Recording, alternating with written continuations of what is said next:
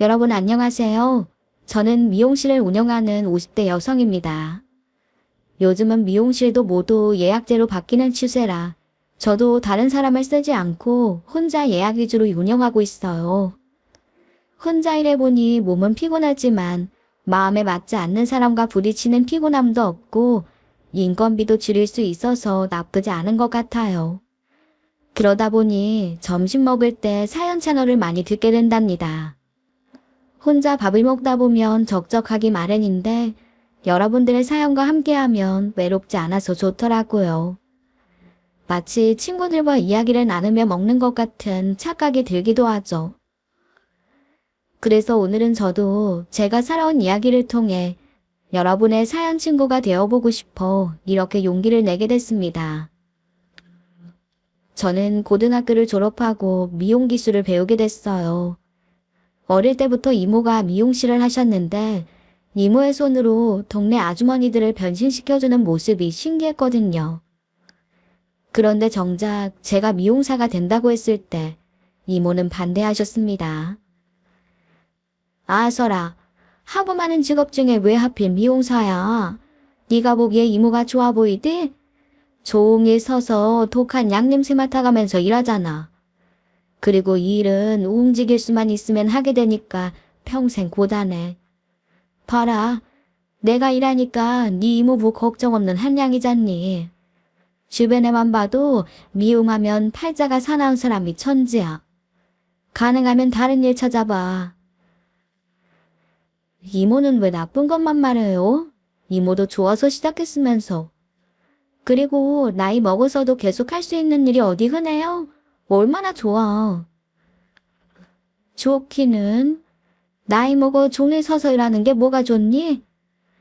아무튼 난 반대야. 네 엄마한테 괜히 나만 욕먹어. 그냥 취직을 하든지 다른 공부를 해. 하지만 이모도 엄마도 제 고집을 꺾지 못했어요.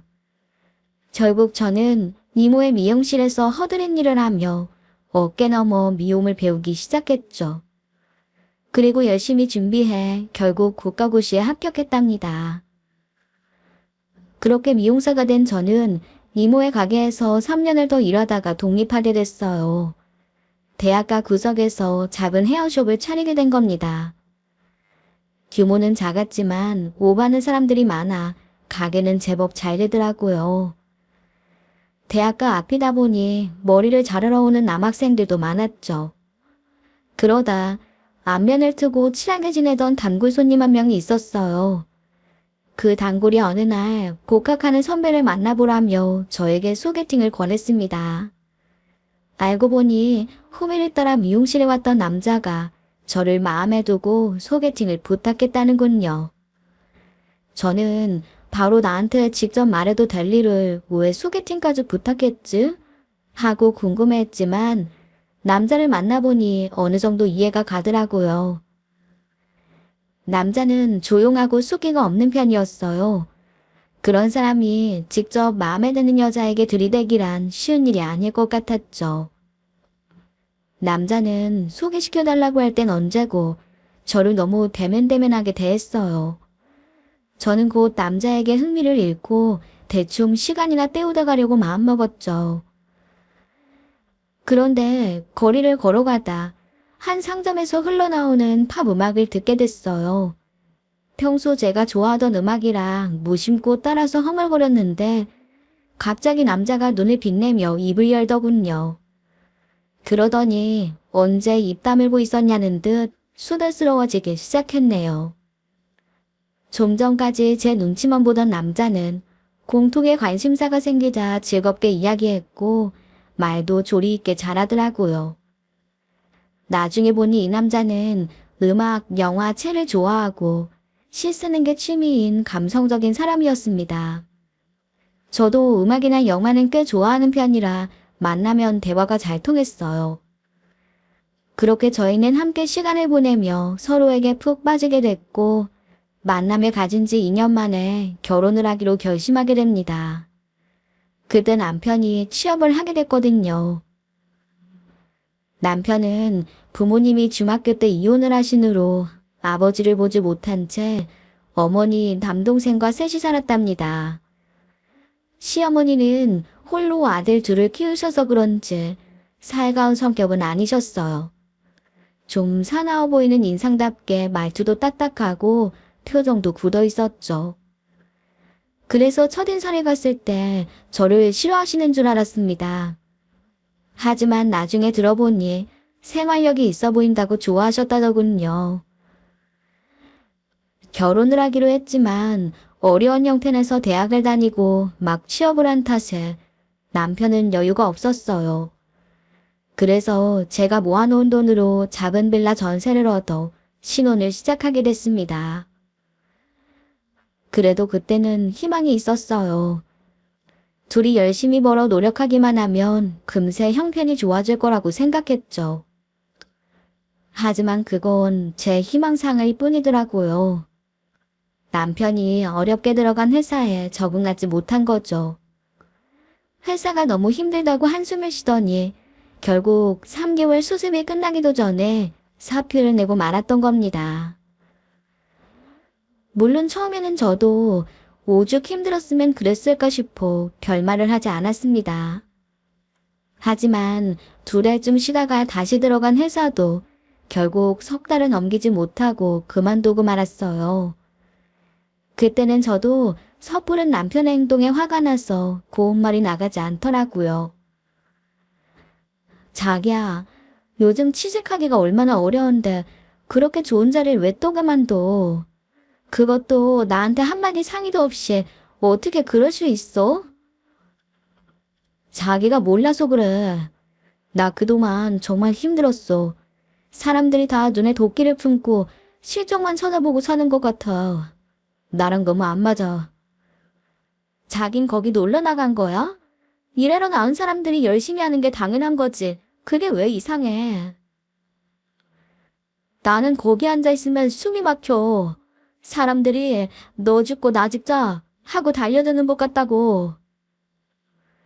사회는 원래 그런 거야. 정신 똑바로 차리지 않으면 먹고 살기 힘들어지는 거라고. 나는 뭐 일하는 게 편한 줄 알아? 하루 종일 서서 손님들 비위 맞추며 사는 나는 맨날 행복한 줄 아냐고. 아, 됐어. 그만해. 이미 관둔 회사를 어쩌라는 거야. 대한민국에 나 오라는 곳이 거기뿐이겠어? 조금만 기다려. 다른 데 알아보면 될 거 아냐. 그러더니 남편은 성질을 내고 방으로 들어가더군요. 저는 어쩔 수 없이 다른 자리를 알아본다는 남편을 지켜볼 수밖에 없었죠. 하지만 그 후로도 남편은 취직하는 족족 몇 달은 넘기지 못하고 그만두고 말았어요. 평소 대인관계를 어려워하고 생활력이 부족했던 남편이 조직 생활을 너무 힘들어했던 겁니다.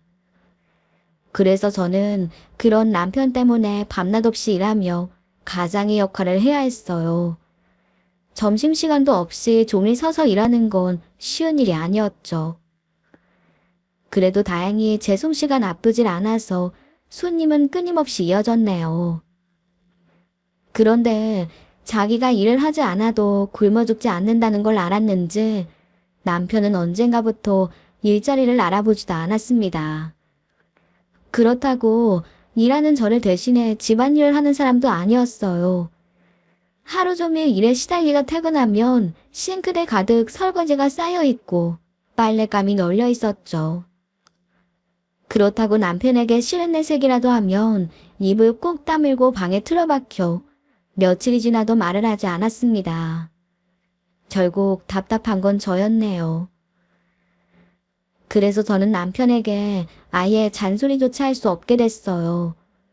저는 싸우더라도 얼굴을 보고 말을 해야 하는 사람이었는데 남편은 곰팡이가 생기도록 입을 다물고 있어도 끄떡없는 사람이었던 겁니다. 그렇게 어느 순간부터 남편은 취직에 대한 생각을 아예 접었고 저도 결국 희망을 버리게 됐네요. 바로 그때 이모가 예전에 했던 말이 떠올랐습니다. 이모가 일하니 이모부는 평생을 한량으로 산다고 했던 건 말이에요. 그제야 이모가 했던 말이 무슨 뜻인지 알겠더군요. 물론 정신이 올바르고 생활력이 강한 남자라면 아내가 무엇을 하든 상관하지 않았겠죠. 오히려 아내와 합심을 해서 더 잘 살려고 노력했겠지만 불행하게도 제가 선택한 사람은 그런 사람이 아니었던 겁니다. 저는 밤낮 없이 미용실에서 일하고 집에 가면 집안일을 하며 고단하게 살아야 했어요. 그런데 그 와중에 저는 그만 덜컥 임신을 하고 말았습니다. 하지만 임신 후에도 생계를 책임지기 위해 쉬지 못하고 계속 일을 해야 했어요. 종이에 서서 독한 화학약품을 만지는 게 신경 쓰였지만 먹고 살 길이 막막하다 보니 어쩔 수 없더라고요. 그래도 꼭 장갑을 끼고 환기도 자주 시키며 가능한 조심하려고 노력했습니다. 이렇게 제가 배가 불러올 때까지 힘들게 일을 했지만 남편은 조금의 책임감도 느끼지 않았어요. 매일 퇴근하면 집안일을 쌓아놓고 아이에게 들려준다고 신나 끼적이고 있었죠. 저는 더 이상 참지 못하고 폭발하고 말았습니다. 자기야, 뭐 하고 있는 거야? 나 지금 7개월이야. 이렇게 배 나와서 좀이 사이는 게 얼마나 힘든 줄 알아? 이제 애도 태어날 텐데 먹고 살 걱정은 전혀 안 해? 왜 또 이래? 우리 애 다 듣겠다. 부모 사이가 좋아야 애 태교가 되지. 나 오늘 우리 애한테 바치는 시도 썼단 말이야. 한번 들어볼래? 됐어. 지금 애한테 필요한 건 책임감 있는 아빠지. 그런 시나불행이가 아니라고. 알아. 뭐? 시나불행이? 너 말 다 했어? 아니, 못했어. 밖에 나가 일하기 싫으면 제발 집안일이라도 좀 해. 아무리 배짱이라도 염치는 있어야지. 어떻게 종이에 네 입으로 들어간 것도 치우질 않아. 내가 네 종이니? 제가 목소리를 높이자 남편은 또 방에 들어가 문을 닫아버렸네요. 결혼 전에는 조용하게 책을 읽고 음악을 듣는 남편이 감성적이라고 생각했어요. 하지만 결혼 후에는 그런 어리석은 생각을 했던 제 머리를 박살내버리고 싶더라고요. 남편은 그맘때 신춘문예에 도전한다며 다른 건 아무것도 신경 쓰지 않았어요. 저는 아무리 봐도 뜬구름 잡는 꿈인 것 같았지만 남편은 뜻을 굽히지 않았죠. 그런 남편 때문에 저는 8개월이 넘게 일을 하다 한 달 남짓만 쉬고 아이를 낳게 됐습니다. 막달이 다가오자 도저히 숨이 차서 오래 서 있을 수가 없더라고요. 얼마 후 저는 예쁜 딸아이를 낳게 됐어요. 인형같이 작고 뽀얀 아기였죠. 그런데 무사히 출산한 기쁨에 젖어있던 저에게 의사 선생님이 청천벽력 같은 말을 꺼내시더군요. 바로 저희 아이가 선천적인 심장 이산을 가지고 태어났다는 것이었어요. 아이는 태어나자마자 그 작은 몸으로 힘든 수술을 받아야 했습니다. 그리고 그 후로도 7살이 될 때까지 몇 차례의 수술을 더 받아야 한다고 하더군요. 저는 하늘이 무너지는 것 같고 아이에게 너무나 미안했네요. 원인이 분명한 것은 아니지만 무리해서 일하며 화학약품을 만져서 그런 건가 싶어서 마음이 아팠답니다. 그렇지만 저와 아이가 이렇게 고통을 겪고 있을 때도 남편은 전혀 변하지 않았어요. 몇 년째 낙방하는 신춘문예에 계속 도전하느라 집에 틀어박혀 일할 생각은 전혀 없었죠. 물론 저도 처음 몇 해는 남편을 응원했습니다. 하지만 그때는 상황이 달랐어요. 갓 태어난 아이가 아프고 저는 사는 소리도 제대로 못한 채 아이 간병에 매달리고 있습니다. 그런 순간에도 가족들에 대한 일말의 책임감도 없이 자기의 꿈만 찾겠다는 남편이 너무 야속하고 원망스러웠네요. 언젠가 남편이 빛을 볼 거라며 저를 다독여 주시던 친정엄마도 그때만은 남편에게 눈을 흘리시더군요. 그래도 남편은 전혀 신경 쓰지 않았습니다. 그 덕에 저는 아이의 간병을 하며 병원비를 감당하기 위해 주말도 반납하고 일해야 했어요. 하지만 저의 시련은 여기서 끝이 아니더군요. 산 넘어 산이라고 해야 할까요? 이번에는 시동생이 말썽이었습니다. 남편은 평소에도 하나뿐인 남동생과 보기 드물게 우애가 좋았어요. 없는 살림에도 동생 생일에는 꼭 좋은 선물을 하고 싶어 했고 2살 터울밖에 나지 않는 동생에게 무척 형 노릇을 하고 싶어 했죠. 시동생도 그런 형에게 많이 의지하는 것 같았어요. 저는 아버지가 안 계시다 보니 그럴 수 있다고 생각하며 이해하려고 노력했습니다. 그랬더니 급기야 시동생이 저를 찾아와 손을 벌리는 지경에까지 이르고 말았습니다. 사업을 하던 시동생은 자금난으로 국세를 밀리게 됐고 그것 때문에 은행의 사업자금으로 받은 대출이 연장 거부를 당했다고 했어요. 그대로 있으면 자기는 파산을 하게 된다며 저에게 매달리더군요. 형수님, 저 한 번만 도와주세요. 밀린 국세만 내면 은행에서 연장을 해주겠다니까 딱 3천만 원만, 딱 그것만 좀 해주세요. 제발요. 미안해요. 근데 우리도 애 수술비 때문에 정말 힘들어요. 여기서 시간 낭비하지 마시고 제발 다른 데 가서 알아봐요. 형수님, 정말 이러실 거예요? 여기 쉼없이 손님들 오가는 거 제가 뻔히 아는데 그거 3천만 원 못 해준다는 게 말이 돼요? 애기 수술비랑 생활비 감당하기도 빠듯해요, 정말. 미안해요. 급기야 답답한 마음에 눈물까지 나더라고요. 정말 먹고 죽을래도 없는 돈을 자꾸 내놓으라니 저도 미칠 지경이었죠. 결국 한참을 씨름하던 시동생은 어깨를 늘어뜨리고 돌아섰네요.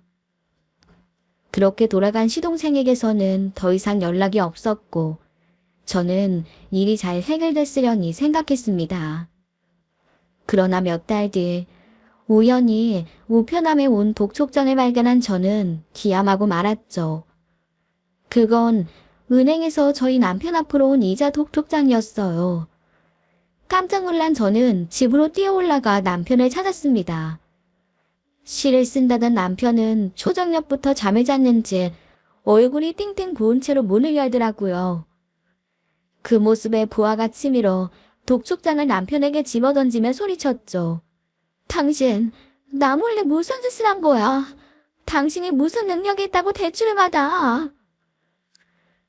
밑도 끝도 없이 그게 무슨 소리야? 대출이라니? 그걸 몰래서 물어. 이거 뭔데? 이자 내래잖아. 어떻게 된 거야? 아, 이거. 아이고, 성민이가 낸다고 했는데. 지가 알아서 한다고 신경 쓰지 말라더니. 아, 사업이 또 어려워졌나? 내가 한번 물어볼게. 그게 무슨 소리야? 당신이 받은 대출을 왜 동생이 갚아? 도대체 나 모르게 뭔 일을 저지른 거냐고. 자기 또 말 함부로 한다. 왜 이렇게 못 배운 사람처럼 굴어? 설명을 좀 들어봐. 성민이가 지난달에 급한 불 좀 꺼야 한다고 해서 내가 대출 좀 받아줬어.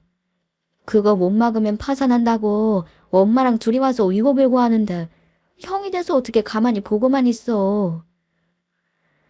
뭐, 대출? 무슨 대출? 대한민국 어느 은행에서 놀고 먹는 백수한테 그냥 대출을 해줘? 말이 돼? 그냥은 안 된다고 하더라. 그래서 이 집 전세금 담보로 받았어. 성민이가 이 일만 잘 풀리면 곧 갚아준다고 했어. 이자도 자기가 다 알아서 낸다고 신경 쓰지 말라고 했는데.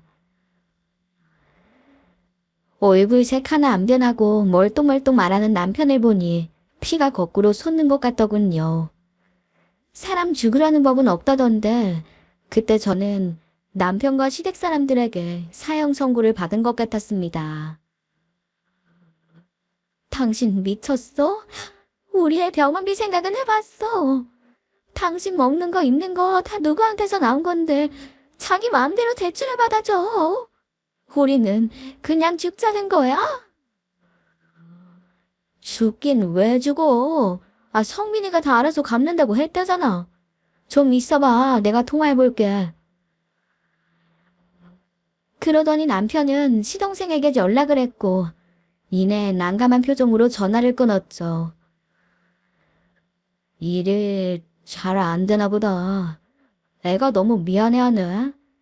이번 달만 자기가 내주면 다음 달부턴 잘 낸다니까 너무 걱정하지 마. 뭐? 니들 나한테 돈 맡겨놨니? 그 돈이 어떻게 버는 돈인지 몰라서 그래. 조망만한 가슴에 주렁주렁 주사 달고 수술받은 우리 애. 태어나자마자 외할머니한테 맡기고 벌어오는 돈이야. 네가 아빠면 어떻게 그런 짓을 해? 저는 억장이 무너져 그대로 주저앉고 말았습니다. 하지만 눈물 흘리고 압을 쓴다고 해결되는 건 아무것도 없었죠. 결국 또 일어서야 하는 건 저였답니다. 잘못하다가는 전세금까지 날리고 아픈 아이와 길바닥에 앉게 생겼는데 제가 울고만 있을 순 없잖아요. 그래서 저는 이를 악물고 다시 돈을 벌기 시작했어요. 이자도 갚고 원금도 알아서 갚겠다던 시동생은 여전히 대출은 나 몰라라 하고 있었고 결국 제가 쉼없이 일해 2년 만에 빚을 모두 갚게 됐죠. 하지만 시동생의 강탈은 거기서 끝이 아니었습니다. 사업이 어려울 때마다 나타나 남편에게 카드론과 현금 서비스를 잔뜩 땡겨가기 일쑤였네요. 그것도 남편의 죽는 소리에 건네준 제 신용카드로 말이죠. 그렇게 줄기차게 시동생의 빚을 갚다 보니 어느새 20년이라는 세월이 훌쩍 지났습니다. 젊어서 제법 곱다는 말을 들었던 저는 황혼의 문턱에 들어선 반노인이 돼 있었죠. 하지만 그 세월들이 헛된 것만은 아니었어요. 7살까지 모질 수술을 견디며 잘 커준 딸이 건강한 대학생이 되었으니까요. 비록 남편은 여전히 20년째 책만 파는 백수지만 이제 그 또한 내 업보다 생각하고 받아들이게 됐습니다. 그러던 어느 날 남편이 못 보던 명품 지갑을 들고 있는 게 보였어요. 저는 의아한 생각이 들어 지갑을 이리저리 살펴보며 물었죠. 당신, 이게 누구 거야? 어디서 주웠어요? 아니, 이 사람이 누굴 그지로 하나? 아, 남이 버린 걸 왜 줘? 내 거지. 이건 명품이잖아. 당신이 무슨 돈이 있어서 이런 걸 사요? 성민이가 형 생신 선물이라고 주더라. 걔가 그런 애야. 그동안 일이 안 풀려서 고생을 한 거지. 아이 속에 깊은 애라고. 서방님이 무슨 돈이 있어서. 요즘은 일이 좀 잘 되나 봐. 하, 당신이 그렇게 무시하던 우리 성민이 이제 승승장발일만 남았어. 그동안 그 잘난 자식이 왜 결혼을 못하고 그러고 사나 했더니 인연이 따로 있어서 그런 거지. 그게 무슨 소리야? 서방님 여자 생겼어. 그냥 여자가 아니야. 돈이 얼마나 많은지 자기 건물에 성민이 사무실 내주기로 했댄다. 곧 상견례 할 테니 그때 가서 봐. 아니, 돈이 잘 돌아서 여유가 생기면 그동안 가져간 거나 갚지. 그깟 명품을 뭘 한다고 사줘. 사주는 사람이나 좋다고 받는 사람이나. 또 그 돈 타령. 넌 지겹지도 않냐? 내가 그렇게 돈 타령했으니 당신이 먹고 살았지. 아니면 당신 팔자에 어디 길바닥에서 벌써 객사했을 거야. 고마운 줄 알아야지. 제가 잔소리를 하려고 하자 남편은 또 방으로 들어가 버리더군요. 그 버릇은 평생이 가도 변하지 않을 것 같았죠. 그리고 얼마 후 시동생은 정말 상견례를 했고 바로 결혼을 했습니다. 상대는 돈 많은 이혼녀였어요. 어머니는 시동생이 50이 다 되도록 혼자 살더니 결국 임자를 만났다며 좋아하시더군요. 동서는 남편의 사업을 전폭적으로 지지해줬어요. 그리고 시어머니의 월세집도 평수 넓은 전셋집으로 옮겨주었죠. 저는 그것만도 감지덕지할 것 같은데 어머니는 성에 안 차는지 전세라며 툴툴거리시더군요. 제 돈이 들어가는 건 아니지만 옆에서 지켜만 봐도 돈이 아깝더라고요. 고마움도 모르는 사람들에게 정성을 들이는 동서가 안쓰럽기까지 했네요. 제가 겪어본 동서는 꽤 괜찮은 여자였거든요. 실에게 모일 때는 손을 걷어붙이고 일도 곧잘 하더라고요. 그런 동서와 결혼하고 자금 압박이 덜하자 시동생의 사업도 잘 되는 것 같았어요. 그래서 저는 실에게 온 가족이 모인 날 조용히 시동생을 불러내 그동안 마음속에 묻어뒀던 말을 꺼냈습니다. 서방님, 요즘 회사 잘 된다면서요? 그 이 명품 지갑도 사주시고. 아, 예. 요즘 같으면 제가 살맛이 나죠. 형수님 것도 하나 사드려야 되는데 다음 생신 기대하세요. 아, 저는 됐어요. 제가 그런 명품 가지고 다닐 곳이나 있나요? 저게 그것보다 서방님 일 잘 되시면 그동안 저희한테 가져가신 돈 일부라도 좀 돌려주실 수 없을까요? 저희도 이제 애가 대학에 들어가서 또 정신없이 돈 들어갈 일만 남았거든요. 돈이라뇨? 무슨 돈이요? 아니, 그동안 사업한다고 저희한테 가져가신 돈 말이에요. 서방님 일도 잘 된다고 하니까 이제 좀 돌려주세요. 전 형수님이 무슨 말씀을 하시는지 모르겠네요. 그동안 몇 푼 가져간 건 형이 일에 보태라고 그냥 준 건데 그걸 갚으라뇨. 저는 얼마를 받았는지도 모르고 갚아야 할 돈이라고 생각해 본 적도 없어요.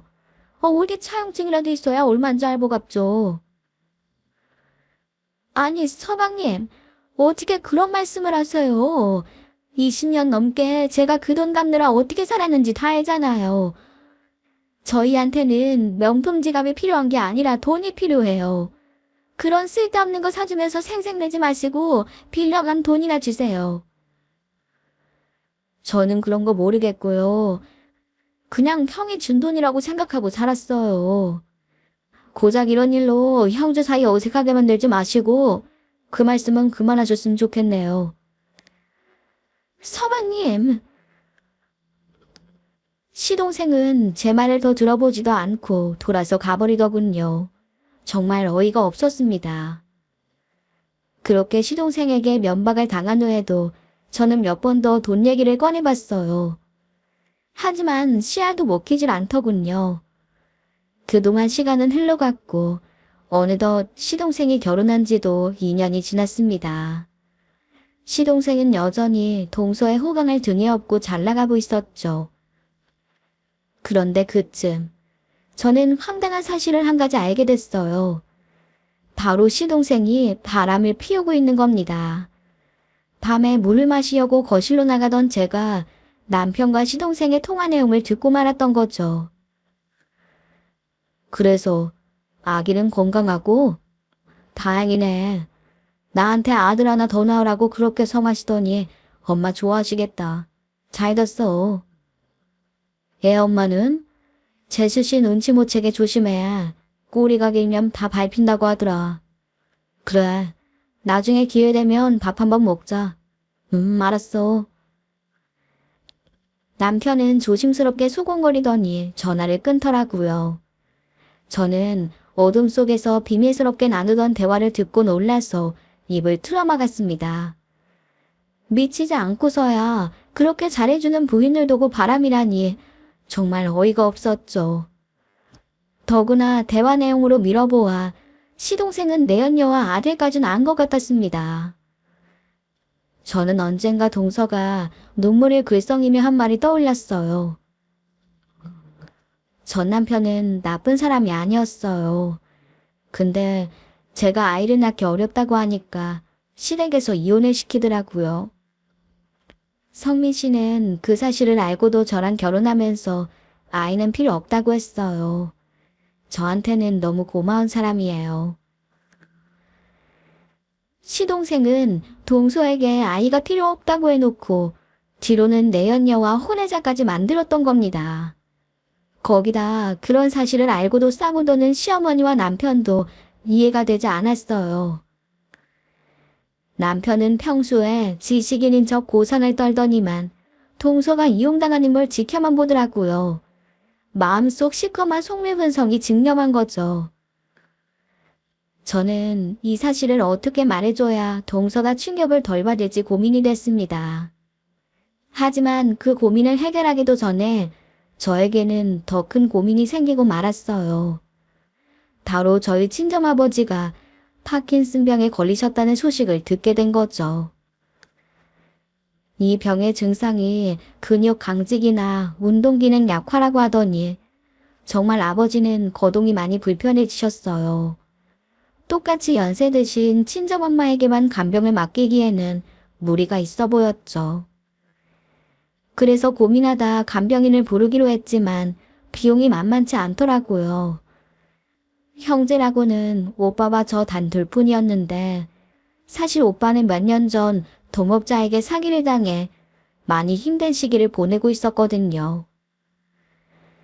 하지만 오빠는 그렇게 힘든 상황에서도 도움 한번 청하지 않고 버텼습니다. 저는 그런 오빠의 속내를 알기에 아버지의 치료비만은 제가 맡고 싶었어요. 안 그래도 힘든 오빠에게 더는 부담을 주고 싶지 않았거든요. 그런데 남편에게 이런 제 생각을 말하자 생각지도 못한 반응이 돌아왔죠. 아버님 치료비를 왜 우리가 대? 간병비 비싸서 요즘 보험까지 나오는 거 몰라? 그게 얼만 줄 알고 그걸 다 댄다는 거야. 엄연히 당신은 차녀고 장남이 멀쩡했는데 말도 안 되지. 뭐? 그게 무슨 소리야? 우리 아빠가 아픈데 딸이 치료비 내는 게 뭐가 이상해. 아빠가 오빠는 쌀밥 먹이고 난 보리밥 먹여 키웠어? 무슨 말도 안 되는 장남 차림이야. 지나가는 사람 다 잡고 물어봐. 장남 있는데 한두 푼도 아닌 병원비랑 간병비를 딸이 다 낸다고 하면 맞는다고 할 사람이 몇이나 되는지.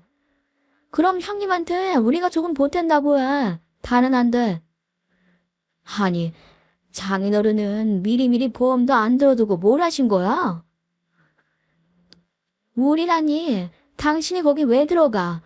내가 번 돈으로 우리 아빠 치료비 되겠다는데 왜 이렇게 피태 세우고 난리야?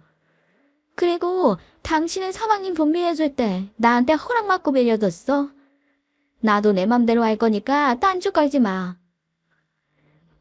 나는 우리 집 장남이잖아. 장남으로서 할 일을 한 거고 당신은 다르지. 다르긴 뭐가 달라. 살다 살다 별 개코 같은 소리를 다 듣겠네. 우리 오빠 사기당해서 힘들어도 나한테 10원 한 장 도와달라고 한 적 없어. 당신이 20년 동안 서방님한테 갖다 준 돈이 얼만데 그런 소리가 나와? 나도 이번에는 자식 노릇 좀 해야겠으니까 정 보기 싫으면 당신이 나가. 저는 너무 어이가 없어 화도 나지 않았어요. 진즉에 인간 말종인 줄은 알았지만 정말 기대를 저버리지 않는 남자였네요. 그런데 다음날 더 기가 막힌 일이 저를 기다리고 있었습니다. 제가 친정아버지의 치료비를 데려간다는 말을 들은 시어머니가 전화를 하신 거예요. 그러더니 대뜸 막말을 하시는 게 아니겠어요? 내가 성진이한테 들었는데 이게 무슨 경우 없는 말이니? 그 집에 아들이 있는데 왜 딸이 치료비를 대? 그게 어디 한두 푼이야? 어머니, 저희 오빠도 지금 힘든 상황이에요. 아들이 힘들면 딸이 내는 거지. 딸은 자식 아니에요. 너 입만 열면 돈돈거리면서 죽는 소리 하더니 살만한가 보다. 넌 어머니 출가 외인이야. 결혼을 했으면 네 가정을 지켜야지. 한 푼이 아쉽다면서 친정에 돈 다 퍼다 나르고 또 누구 아들을 잡으려고 이래 얘가? 어머니, 저희 엄마가 애도 봐주셨는데 그동안 사방님 뒤치다거리 하느라 뱀뱅이 용돈 한 번 드린 적이 없어요. 그런데 친정아버지 아프셔서 치료비 좀 내는 게 그렇게 큰일이에요. 큰 며느리가 돼가지고 시어머니는 월세에 살든 단칸방에서 살든 신경도 안 쓰더니 지 집에 돈 갖다 줄 생각만 하는 거 봐라. 이게 무슨 말도 안 되는 짓거리야. 어머니, 저 더 이상 어머니랑 말씨름하기 싫어요. 그동안 서방님이랑 어머니한테 드릴 만큼 드렸잖아요. 제가 손이 부르트도록 파마약 만지면서 번 돈으로 친정아버지 치료비 낸다는데 그게 무슨 문제예요. 그만하세요. 먼저 끊을게요. 저는 너무 화가 나서 먼저 전화를 끊어버렸습니다. 그래도 분이 풀리지 않더군요. 그동안 나를 얼마나 호구로 봤으면 이 사람들이 이러나 싶었어요. 결국 저는 남편과 시어머니의 말을 무시하고 아버지의 치료비를 챙겨드리기 위해 은행에 갔습니다. 사실 제 고등학교 동창 중 한 명이 은행에 다녔어요. 그 친구가 예금은 5천만 원까지만 보호받을 수 있으니 꼭 그 금액이 넘지 않게 넣어두라고 하더라고요. 그래서 저는 신혼생에게 들어가는 돈이 없어지자 돈을 모을 수 있게 된 기쁨에 남편과 제 이름으로 통장을 만들어뒀죠. 처음부터 5천만 원을 넣은 건 아니었지만 매달 열심히 불려가다 보면 큰 돈이 될 거라고 생각해 안전하게 두 사람 명의로 들어둔 겁니다. 그런데 은행 창고에 앉아 남편 이름의 통장에서 돈을 출금하려고 하자 이상한 일이 생겼습니다. 분명히 저희 아이 생일로 설정해준 비밀번호가 틀렸다고 나오는 것이었어요. 몇 번을 해도 번호가 틀리자 결국 은행에서는 본인이 와야 한다고 하더군요. 저는 곧장 남편에게로 달려가 통장을 내던지며 외쳤습니다. 당신 통장 비밀번호 바꿨니? 그래, 내 통장이라서 내가 바꿨다 왜? 너 양심에 빵꾸 났니? 그게 왜 네 통장이야? 너 거기 들어있는 돈 1원이라도 네가 번 게 있어? 넌 실명법도 모르냐? 내 이름으로 된 통장은 다 내 거야. 돈 찾으러 갔었구나. 그것 봐. 통장 비밀번호 틀리니까 돈도 못 찾고 나한테 직접 오라고 하지? 그게 그 돈이 내 거라는 증거야. 남편은 의기양양해서 말도 안 되는 억지를 쓰기 시작했고 저는 우라가 치밀어 목소리까지 떨려왔네요. 너, 내가 돈 찾아서 우리 아빠 병원비 낼까봐 그런 거니? 그래서 미리 비밀번호 바꿔버린 거야? 돈 못 찾게 하려고? 당연하지. 내가 그렇게 말렸는데 결국 무시하고 갔구만. 이러니 내가 안심이 안 되지. 너 정말 인간 맞니? 그거 몇 푼 되지도 않는 돈 우리 아빠한테 드리는 게 그렇게 아까웠어. 내가 20년 넘게 너희 집에 어떻게 했는데. 저는 너무 억울하고 화가 나서 눈물이 나더군요. 그리고 그나마 남편에게 남아있던 일만의 정도 다 사라지고 말았습니다. 그 일로 저는 결국 이혼을 결심하게 됐어요. 그동안 수백 번 헤어지고 싶었지만 아이 때문에 참아온 제 인내심이 결국 바닥나고 말았던 거죠. 그렇게 말도 안 되는 만행을 저지른 남편을 더 이상 제 곁에 둘 수가 없었네요. 그리고 저는 잊고 있던 한 가지 일을 실행에 옮겼습니다. 바로 바람난 시동생의 비밀을 밝히는 일이었죠. 저는 망설임 없이 동서에게 전화를 걸어 시동생의 바람과 혼외자 출산 사실을 밝혔어요. 그 뒤의 선택은 동서에게 맡기기로 했네요. 그런 후에 저도 이혼 준비를 했습니다. 제가 도장 찍은 서류를 내밀자 남편은 펄쩍 뛰더라고요. 평생을 부려먹던 종을 이제와 놓치고 싶지 않았겠죠. 그래서 저는 결국 소송을 해야 했어요. 그리고 그 소송에서 결혼 생활 내내 남편이 가장으로서 얼마나 책임감이 없었는지를 낱낱이 밝혔답니다.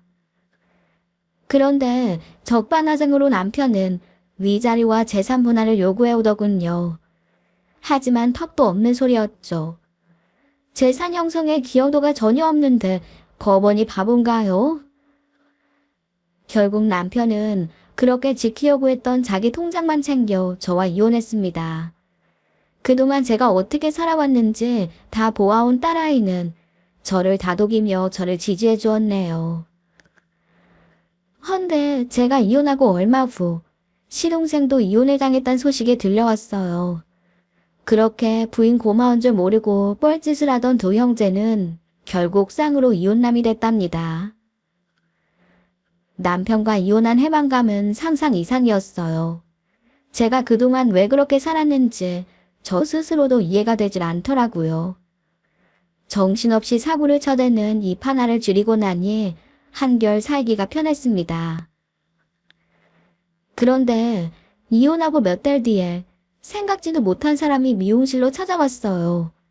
바로 친정아버지의 치료비 때문에 저에게 막말을 쏟아내던 시어머니였습니다. 길길이 날뛰던 그 기세는 어디로 가고 풀이 팍 죽어서 나타났더라고요. 예, 큰애야. 그때는 정말 미안했다. 내가 뭐에 쓰였었나 봐. 나이를 먹으니 자꾸 할 소리 못할 소리 구분을 못해. 내가 잘못했다. 근데 우리가 좀 힘들게 됐어. 성민이도 바람 피운 게 들켜서 이혼을 했잖니? 둘째가 사업자금 보태줬던 것도 전부 회수하고 건물에서 사무실도 내쫓았어. 그러더니 잘 되던 사업도 휘청하는 모양이다. 네 시동생이 또 여기저기 동굴어 다니느라 정신이 없다. 그래서 말인데 그동안 산 세월도 있고 또 성준이가 그래도 애비 아니니. 먹고 살긴 도와줘야지. 안 그래? 어이없는 시어머니의 말을 듣다 보니 실수가 나오더라고요. 그래서 긴 말하지 않고 조용히 지갑에서 10,000원짜리 교통카드를 꺼내 손에 쥐어들이며 말했네요. 도깨비 방망이 같이 뚝딱 두드리면 되던 제 카드가 없어지니 얼마나 힘들겠어요. 그래도 자기가 차버린 법을 이제 와서 어째요? 대신 이 카드 가져다 주고 차비에서 일자리나 알아보라고 전해주세요. 그리고는 시어머니를 내보냈습니다. 이제 남이 된 사람들에게 더 이상 제 에너지를 쓰며 화내고 싶은 마음도 없었거든요. 저는 지금 그렇게 지겹던 악연을 끊어내고 홀가분하게 살고 있습니다. 그리고 제가 번 돈으로 친정아버지의 치료비를 내드리며 처음으로 돈 버는 보람도 느끼고 있죠. 여러분들 중에도 혹시 저처럼 악연에 시달리는 분이 계신가요? 그렇다면 눈을 크게 뜨고 현실을 보세요. 지금까지 안 됐다면 앞으로도 안 변하는 사람들이 바로 그 사람들입니다. 여러분들이 부디 제 사연을 듣고 더 늦기 전에 행복을 찾으시길 진심으로 바랄게요. 그럼 오늘도 무탈한 하루 보내시길 바라며 제 이야기를 마치겠습니다. 감사합니다. 오늘의 쌀밤 사연에 여러분의 소중한 댓글 기다리면서 구독, 좋아요, 고유는 물론 알람 설정도 부탁드립니다. 그럼 오늘도 함께 읽어주셔서 감사합니다.